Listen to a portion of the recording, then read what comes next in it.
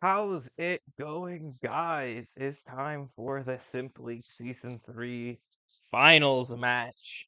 We're going against Make Stall Great Again. This is one of the coaches that beat us in the preliminary rounds, so we already have a bit of an uphill match.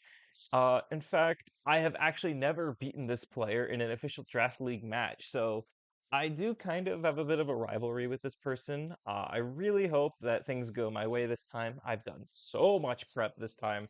I think I actually have a pretty good chance. I've done a lot of prep, I've consulted with a lot of people, and I think that this team is currently the best it can be.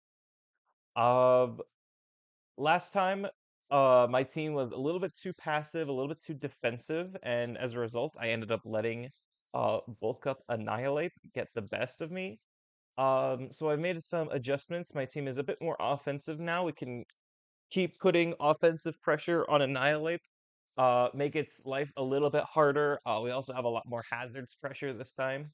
The goal is to basically prevent Annihilate from doing Annihilate things. I'm pretty worried about a Saw Bulk Up Drain Punch Rage Fist set. That's the set he brought last time, and I feel like he might just bring it again because of how good it was. Um, so yeah, we do have to be careful of Substitute on Annihilate, but I think we have ways of preventing it from getting Substitutes up. Also, as you can see, he has a lot of really bulky threats that I'm going to have to worry about. Judging by the team name, he of course has stuff like Quadsire, Blissey, Alomomola, stuff like that. So we are going to have to be wary of those. He also has so many hazards. He has Tinkaton, Annihilate, Blissey, Knacklestack, and Quadsire can all set up Beltrock. And Meowscarada and Quadsire both have spikes and toxic spikes. However, we have some hazards of our own, and he doesn't have any rapid spinners at all, and his only defoggers are Noivern and Frostmoth. I believe last time he didn't bring any hazard removal at all, and I also don't think he brought any heavy duty boots either. I'm not sure if he's going to do the same this time, but part of our strategy is going to revolve heavily around getting our hazards up. So we're going to prioritize offense and entry hazards in order to whittle down Annihilate. Ideally, we can badly poison it. We'll see if that's possible or not. But anyways, moving on into the team. First up, Asia, the Regidrago. This is my premier wall breaker. He has a lot of really fat walls on his team that can be difficult to take down if unchecked. Um, and that's what Regidrago's job this match is going to be. I almost put Dragon Fang on this just to increase the firepower just a little bit more, but I decided to go for leftovers because I think I really want the passive recovery. This might be a longer fight. I'm not sure yet. This might be quick. This might be long. I don't know. But Dragon Energy base power is important, so I gave this thing leftovers to keep it healthy. Maybe heavy duty boots is better, but I'm not too sure. But yeah, I think after thinking about it, I think leftovers is like ultimately the best play, but heavy duty boots is also good. Dragon Energy, best move in the game. I'm convinced at this point. Um, let's see. Let's just go through some calcs. It does 61 to 72% to specially defensive annihilate. It's a one-hit KO on a physically defensive Alomomola. It does 64 to 76 to offensive Ice Scales Frostmoth. It's a 25% chance to one-hit KO a max HP Ampharos. It does 65 to 76 to a specially defensive Eviolite Knacklestack.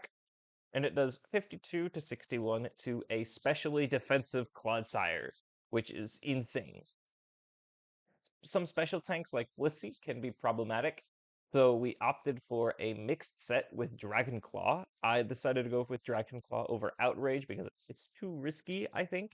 Noivern can come in while I'm locked into Outrage and threaten a dragon move. I think Meowscarada can also be like potentially choice banded Play Rough. Um, or even just Protean, like it could fire up a strong Play Rough onto me as well that I won't be able to defend against. Um, Dragon Claw, it also deals 71 to 84 to offensive Frostmoth.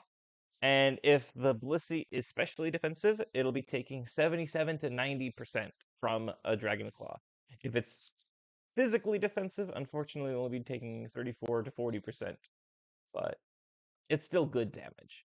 Earth Power is useful into Tinkaton, which is otherwise a great switch-in. So part of my game plan is going to be using Regidrago to lure in Tinkaton and then firing off an Earth Power on it. It's going to do 45 to 54 to a max HP Tinkaton, which is great. It's a good chance to KO, especially if it's not leftovers. Could be something like Rocky Helmet, which would be really scary. I would honestly prefer leftovers over Rocky Helmet, I think. Um, for reasons I'll get into later. I'm expecting it to be fully physically defensive to try to check Chen Pao, because like if you can switch into any hit from Chen Pao and then deal 1/6 damage back to it, then it's gonna really add up, especially since I don't have any form of recovery anywhere on this team, unfortunately. And there we might also have to worry about stuff like entry hazard stealth rock. That's also going to be accruing a lot of damage on Shen Pao, which is why I am fearful of the Rocky Helmet.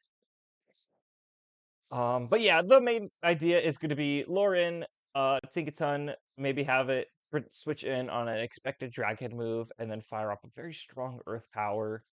Get it nice and weak, get it in range of Chen Pao, so that we can try to plow through his team. The main things we have to take care of for Chen Pao are going to be Tinkaton and Alomomola. Once we get those weak enough, then I think Chen Pao should be able to just pick up and clean up the game from there. Dragon Pulse is the last move because Dragon Energy, while very strong, is technically unreliable.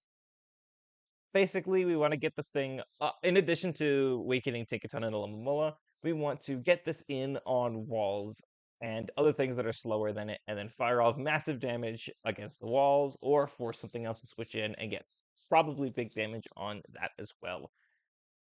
Um, we could either hard predict Tingaton switching in and then just go for the Earth Power immediately, or we can even make another aggressive play. But I think honestly, if we're expecting Tingaton to come in, the best play is to either just go Earth Power or just hard switch into Sandy Shocks.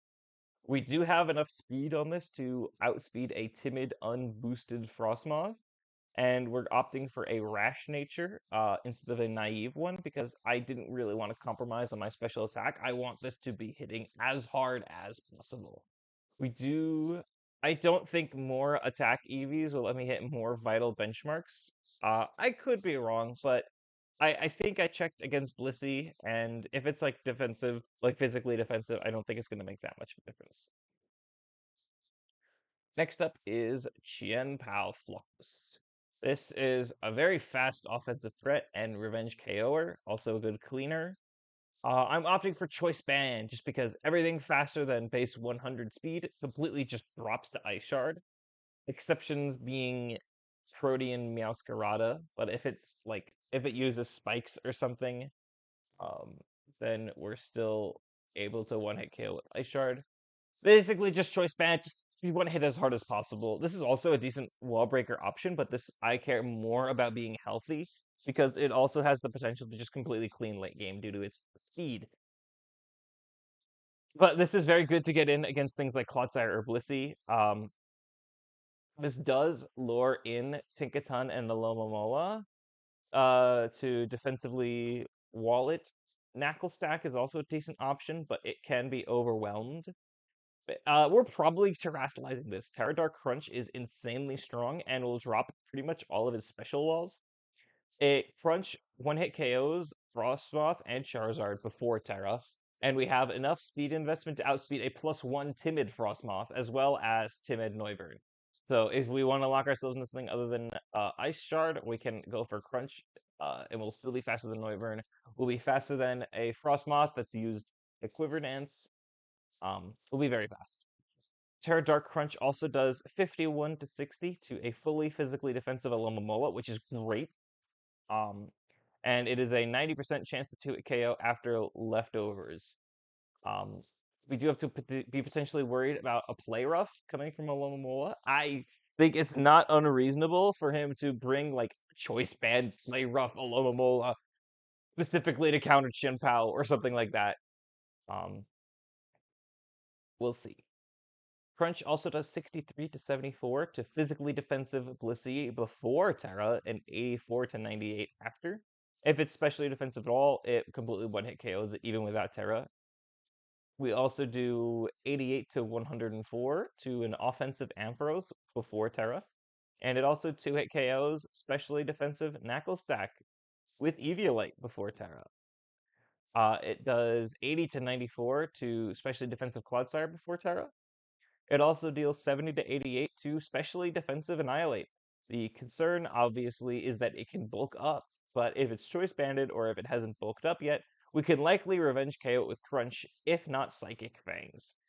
Tinkaton does switch in very easily. It only takes 37 to 44% from Terra Dark Crunch with max defenses. So yeah, the main Tinkaton is like the main hiccup for Chin Pao, as I said. So we also have uh ways of removing it elsewhere in the team. Like I said, Ice Shard is a great move here because it one-hit KOs everything above base 100 speed. It one-hit KOs Meowscarada, it one-hit KOs Noivern. Even if okay, Charizard takes over half from Ice Shard as well, so if it decides to set up with like Dragon Dance or even Belly Drum, we could potentially revenge KO it if it's weakened. If Frostmoth somehow sets up to +2 with Quiver Dances, I can't check it any other way, I think, besides Slowking later. But Ice Shard does 33 to 39%, which isn't great, but if it's like really low, if it's weakened a lot, I can at least revenge KO it and not compromise Slowking. The only other notable Pokemon that I might rather Ice Shard than Crunch is Clodsire, just because it takes 80 to 95% from Ice Shard if it's specially defensive. But it might be better to just lock myself into Crunch anyway, because that's still doing massive damage to Clodsire. Psychic Fangs is mainly an option for Annihilate, as it can one-hit KO unboosted, specially defensive variants from full. And it is also decent into a lot of his team. It one-hit KOs Clodsire. It's also useful if he decides to bring Light Screen or Reflect on Tinkaton. Um, there's one other Pokemon that can run screens. I don't remember off the top of my head. I think it's Ampharos. Ampharos or Tinkaton are his two potential screen setters. If they decide to come and set up screens, then we could potentially Psychic Fangs to break the screens and end them prematurely. Our last move is Sacred Sword. This basically just gives us a way of damaging Tinkaton. It's going to be coming in on Shinpao a lot, and we really, really need to be weakening it. Its only method of healing is Leftovers or Wish from Alamamula. Once it gets low enough that it's in range of Sacred Sword, that will open Shin Pao a huge amount. Sacred Sword is going to be doing 42 to 50% to a defensive Tinkaton. So once we get that weakened, and once we get a Mola weakened, Shen Pao just goes crazy. That's the main goal.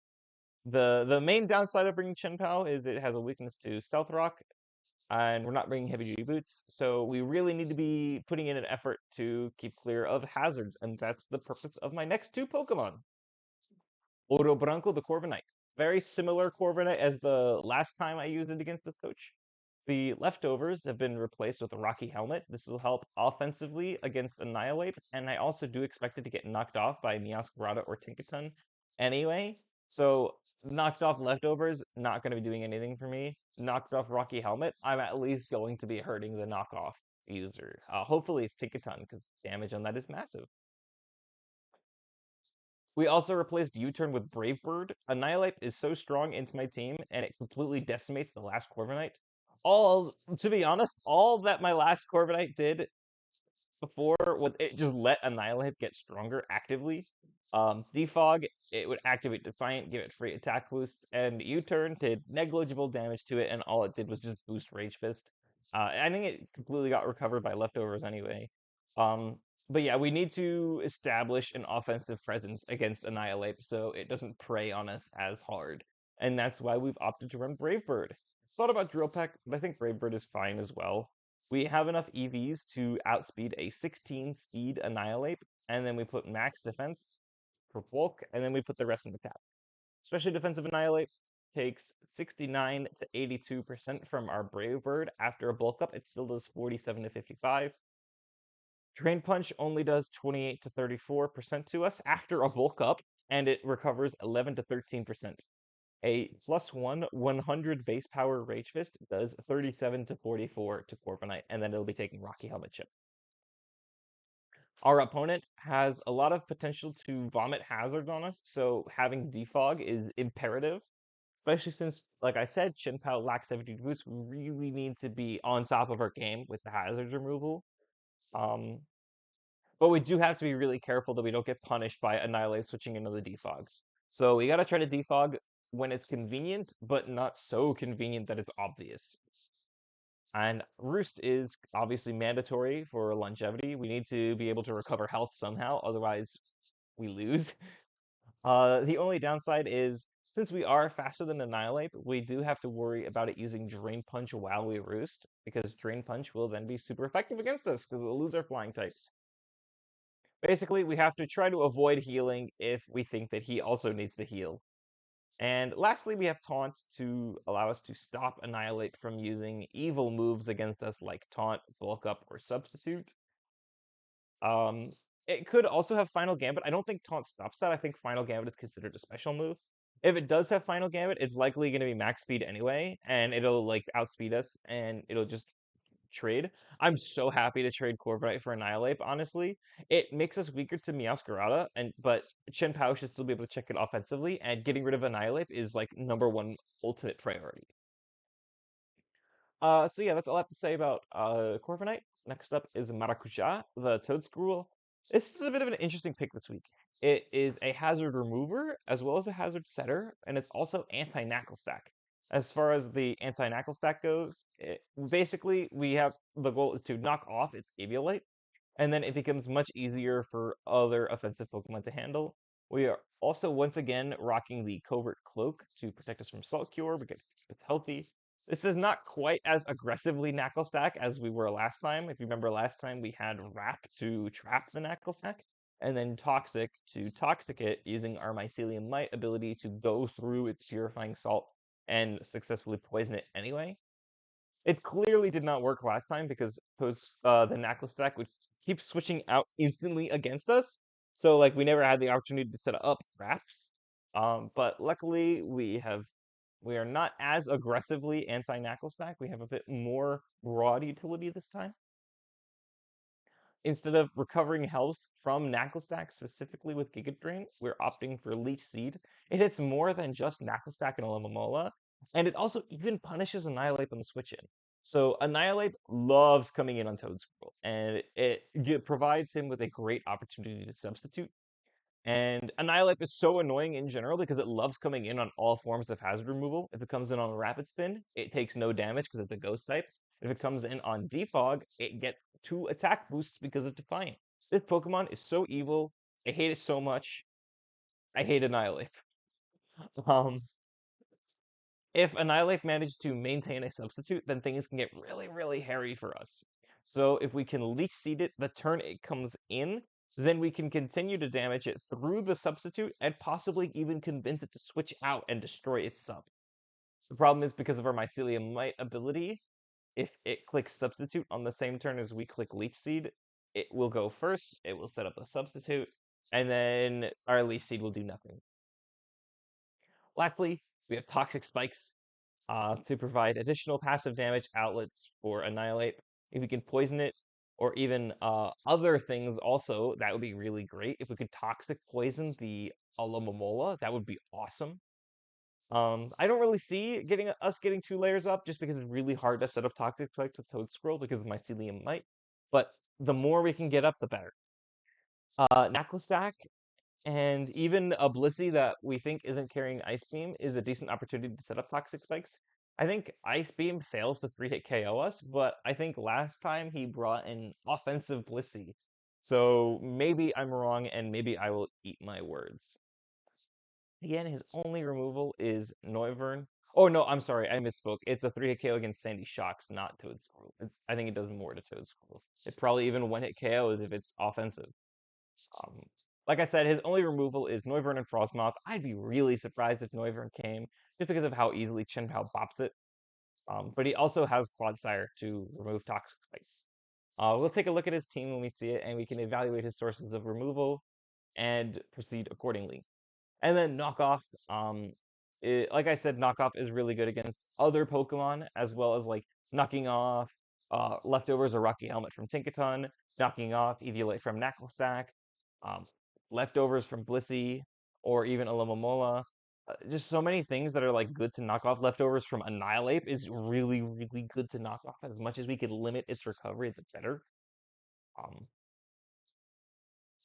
but yeah, we are faster than a timid, unboosted Frostmoth. This is the same benchmark as Regidrago. The rest of the EVs are going into our defenses to help us live hits from things like Annihilate or even Meowscarada. We can take two unboosted flower tricks from full. And yeah, knocking off items is always helpful. It was a little bit of a tough decision. I wanted to put on Earth Power to help against Tinkaton, but I don't even think Tinkaton will be staying in on Toedscruel a lot of the time. Like, it might be fearing the Earth Power itself, but we're just not rocking it at all. I think this moveset is more optimized than any that contains Earth Power. Next up is Uva, the Slowking. This is an excellent special check against things like Noivern, Special Charizard, Frostmoth, Ampharos, maybe even an Alomomola. This is basically the same Slowking set as last time against this coach, but there's a few more optimizations. A Choice Specs Draco Meteor from Noivern does 31 to 36. I'm expecting Terra Normal Boom Burst to do just a little bit more than that, but not too much. Which could be a little annoying, but I think we could still tank it. A +1 modest Frostmoth Ice Beam does 27 to 33. We are basically EV'd specifically to live 3 Ice Beams from a +1 modest Frostmoth, and then the rest goes into our offenses. A Choice Specs Charizard Overheat does 33 to 55. And a Choice Specs Modest Ampharos Thunderbolt does 26 to 31. And all of those Pokemon, except for Frostmoth, are threatened by Future Sight. Frostmoth we can handle by threatening it out with a Fire Punch. It does 83 to 99 to offensive Frostmoth. And we opt for a physical set to avoid Ice Scales. Zen Headbutt is meant to hit Clodsire, which has excellent special bulk. Even though we have a sassy nature, we are still faster than a neutral Clodsire, like 0 speed Clodsire, uninvested Clodsire. We're still faster than it, even with our sassy nature, which is great. Um, so we have Zen Headbutt to hit Clodsire. We could run Psyshock to utilize our higher special attack while still struggling to hit Clodsire physically, or while still not struggling, while still effectively hitting Clodsire physically. The problem is if Frostmoth terrestrializes into a water type, we do struggle to hit it again. This is because Ice Scales doesn't double its special defense. It halves the damage it takes from all special moves, including Psyshock. So we run Zen Headbutt in order to continue to put offensive pressure on it, even if it terrestrializes to avoid Fire Punch. Zen Headbutt does 33 to 40% to Frostmoth, so we can continue to pressure it even if it terrestrializes. We're also replacing Ice Beam with Power Gem. This is another optimization. This helps against a potential Dragon Dance Charizard, which could be very effective against me. Without us having Power Gem, Slowking is pretty easy setup bait for a physical Charizard. Um, and Power Gem allows us to keep offensive pressure on it and not allow it to set up freely. From full health, we can even live a +1 Earthquake, and then we can KO it back with Power Gem. We moved 48 of our attack EVs into special attack in order to guarantee that Power Gem when it KOs Charizard. Um, in most other cases, if possible, it's great to set up Future Sights to keep the pressure up. Future Sight is a great way to get progress on my opponent and even control his switches to an extent. We can force Meowscarada in to take a Future Sight or even Tinkaton. We could play into that aggressively and predict it. Uh, if we're lucky enough to hit Annihilate, we can do 54 to 64% to it. Unfortunately, I don't think it bypasses Substitute, so we do have to be careful of that. Lastly is Nino Trufado, Sandy Shocks. This is a semi-offensive threat and an additional hazard setter. Spikes is going to be very useful versus Annihilate. All forms of passive damage are very helpful. Sandy Shocks is also a much better, more reliable, at least, hazard setter than Toedscruel because it doesn't have Mycelium Might. Mycelium Might makes it really difficult to justify some of Toedscruel's moves, but I think there's just enough wiggle room that I can get away with it. Sandy Shocks is also a Volt switch in should he happen to bring Ampharos. And then of course we threaten it with Earth Power. Earth Power is also incredibly useful, helping to weaken Tinkaton. Max special attack, modest Earth Power does 78 to 93%. Tinkaton is the main thing stopping Chen-Pao from sweeping, like I said, so it's vital to get damage on it whenever possible. Volt Switch is often Volt Switch is often incredible for pivoting, especially due to his team composition. He has a couple of really fast Pokemon, and then he has Annihilate and Charizard, and then a bunch of base 65 or lower. So all we really need to do is make sure that we outspeed his fastest base 65, and then he can Volt Switch almost freely. We can then put the rest of our EVs into defense to help against things like Annihilate or even Tinkaton. This also allows us, miraculously, to live a flower trick from the Ascarada, purely by chance, from full health, just barely. Max roll leaves us on 1 HP, I think. Clodsire obviously gets in the way of us Volt switching, especially defensive Clodsire does, however, take 48 to 57% from Earth Power, and its Earthquake does roughly the same back to us. It may be worth doing the trade on some occasions to just attack it, honestly, especially if it's into a KO range. We'll evaluate it when the time comes. I'm happy with letting Charizard outspeed me. It would cost way too many EVs to prevent that, and it might just Dragon Dance anyway and make all those EVs go to waste. We could also just hard switch Slowking into Charizard generally anyways. And lastly, Body Press is a surprise option to help against Blissey. It all depends on how Blissey distributes its defenses. If it's not physically defensive at all, it does 80 to 94% to Blissey. But if it is fully physically defensive, it does 35 to 41. We also have to worry about an offensive set. Like I said, last time we brought it versus us, um, uninvested a offensive ice beam, an uninvested ice beam. I think it fails to 3-hit KO us, but if it has offensives, then it could do a lot, or potentially even freeze us, especially if it has Serene Grace. We have to be very careful of that. But anyways, that's all I have. I think I've done everything I can do. I don't think I can improve this team anymore. From my perspective, in 30 minutes is when it all ends. I don't know which direction it will end in, but I'm really hoping to come away with a W. This is the first time I've actually made it to finals, so I'm very nervous, but I'm also very excited. That's about it. See you guys.